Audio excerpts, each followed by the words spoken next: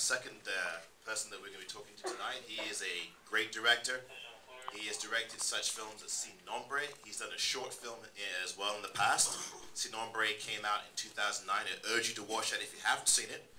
Here is the director, and he's from Oakland, California. Here's the director, Cary Fukunaga.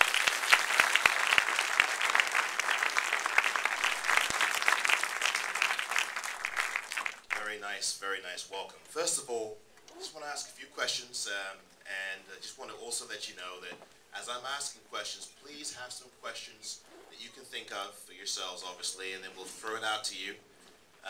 Just going to ask them a few questions. I want to thank, by the way, Focus Features and THA for organizing this event tonight and having both of these great people here with me. So, without any further ado, let me start with you, Mia. I have to ask you, you've said that you have had some training as a ballerina, and I read somewhere that you bring some of that training into pretty much everything you do. So how did you bring some of that towards Jane Eyre? Well, ballet's always been sort of really important to me. By the way, if that doesn't work, I'll just let you have this. Cool. Yeah. Thank you. Sure. Yeah, I trained as a dancer for a number of years, and I was, just before I quit, I was doing about 35 hours a week, full-time studies, and I gave up when I was about 14. But yeah, it's continued to, it really prepared me for life as an actress, and not just physically, but also, mentally. It gave me a lot of discipline, and then as an actor, I think it's really important to be sort of physically aware, so that's always been really helpful.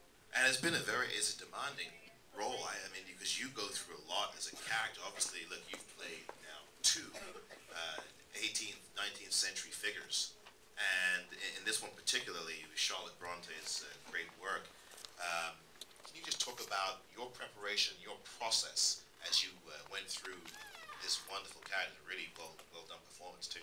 Thank you. I like to do a lot of research, so I try and read as much as I can on the character and the time period, and I read the books again and sort of went through underlining, lots of parts that I thought were particularly important. And I like to look at images, so I collect a lot of photographs and pictures, and I like to sort of, if something reminds me of an essence of the character that I'm playing, I always like to collect that. Yeah, and then just, our rehearsal period was really great as well, being able to become comfortable with the language. Great, and I wanted to bring you in, Cary, and talk about this. This has been a work that's been done so many times. There's something like 27 or 28 different adaptations, film and television, of Jane Eyre. And as a director, when you look at the material, do you find yourself under any more immense pressure? Because this is your second feature film. Do you find yourself under any kind of intense pressure to kind of live up to some of those? Or the 1943 edition with Bob Stevenson directing and starring Orson Welles and Joan Fontaine is a film that comes to mind, and there are lots of others. So how do you deal with that? What was your mindset as you went into this project? Like the pressure? Yeah, sure. We can blame the writing on somebody else, so, Charlotte. In terms of the number of films that have made, I just kind of feel like it should be a tradition. It should be made every 5 years. So, this is my turn. I feel sorry for the next 5 years because I'm going to make it me in and 5 Michael. years. You can play Bertha. Yeah, thanks.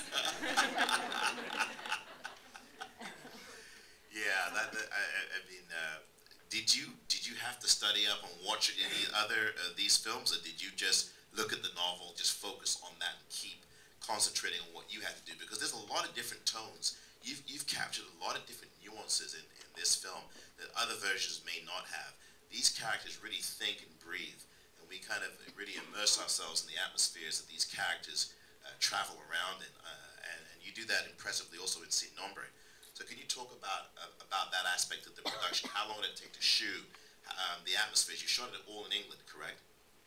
Yeah, we shot it all, well, mostly in northern Derbyshire, which is northern England.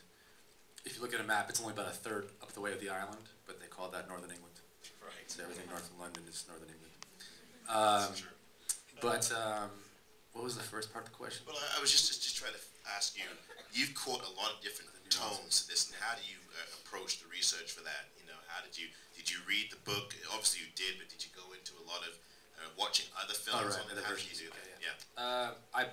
I purposely avoided watching other versions because I didn't want to be forced to do something different than what anyone else had done, just to be different. Sure. And when there are 40 versions before you, there's a chance you might do something like someone else. So even the house we shot in for Thornfield was Haddon Hall, and that had already been used 4 times for the Jane Eyre films, and the Princess Bride, which I was thinking about. Yeah, and the other Boleyn girl. Stop now. It's basically a studio. It's a 1,000-year-old studio. But in terms of the nuances in tone, one of the more complicated and also interesting things about the novel is how it mixes romance and Gothic all in one. And I think when you're reading a 500-page novel, it's easier to kind of like cross genre or tone because you take that much more time to take in the story. But when you're watching a 2-hour-long story, it becomes awkward for an audience or anyone else taking in the story to shift tone too much. It almost seems sloppy. So one of the difficult things I think in the editing process was finding the right balance between the elements of the story, which are Gothic or suspense, and the parts of the story that favor the relationship between Jane and Rochester. And that, in the end, is ultimately the most important part. So you kind of couch the story in more of an atmosphere than a genre of horror, but an atmosphere of suspense or gloom, which is specific to that region, I think, in the country, but still favor the romance. All right, and Mia, I wanted to ask you about some of the costumes. That must have been a great experience. Can you talk a little bit about the costumes and the fittings and all those kinds of things you had to go through as part of your preparation? Michael O'Connor, who made the costumes, is really amazing and Louder. sorry. Michael, who made the costumes, is really an incredible designer.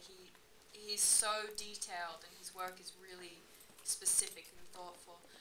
In terms of wearing the corset, it's incredibly painful, and everybody always says that, but I can't stress how incredibly painful that is. But it also really helps, understand the repression that women faced in that time, and it really is an incredible restriction. Like I couldn't bend down and tie a shoelace, or even it restricts your arms up here, so you can only reach up so high. And then there's like the breathing.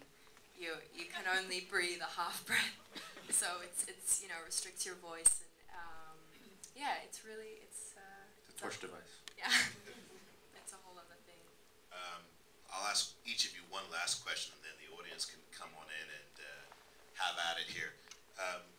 Major challenges for both of you. That's the next question. Challenges for this production, because Sin Nombre offered its own set of challenges for you, and on this production on Jane Eyre, and for you as well, after I ask Cary, just in terms of the same thing, and also any advice that you may have gotten. So Cary, why don't you go ahead first and talk about that? I think it's probably, Sin Nombre was challenging, similar to Jane Eyre on 2 levels. There's the logistics, and then also sort of the truth of the element of storytelling. Sin Nombre is a story about immigrants from Central America crossing Mexico to get to the United States on top of freight trains. So you have to treat the story carefully because it's about real people's lives and tragedies, and then there's the logistics of shooting on trains and making it seem like you're shooting a film from Honduras to Texas. And I think in this film, you have a story that is known by millions of readers and viewers who have very specific ideas of what the story should be and how it should be treated and which versions of the film adaptations are their favorites. And then you also have the challenges of shooting, these days with tighter budgets, this incredibly long story with intricate sort of costumes and locations and wardrobe changes and all these different things in a short period of time.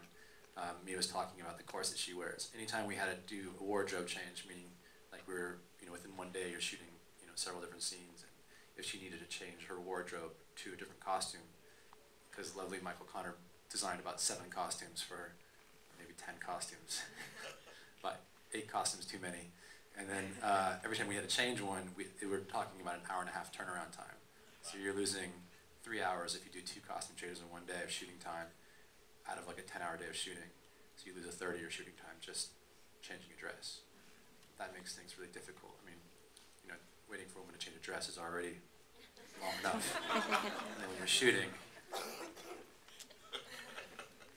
And for you, experiences, advice, challenges? Yeah, I mean the challenges were taking, I guess, a language that we don't really use anymore, and making it feel real and making it sit well inside of us. I think for all of the actors, we really wanted to work with the material and read it through enough times so that it felt natural, because we definitely don't use a language like that anymore. And then also, yeah, just keeping your stamina up, and the days are long, so that's like a fundamental, yeah, sort of on everything. So yeah, that's probably the biggest challenge. All right, I'm going to turn this over to the audience.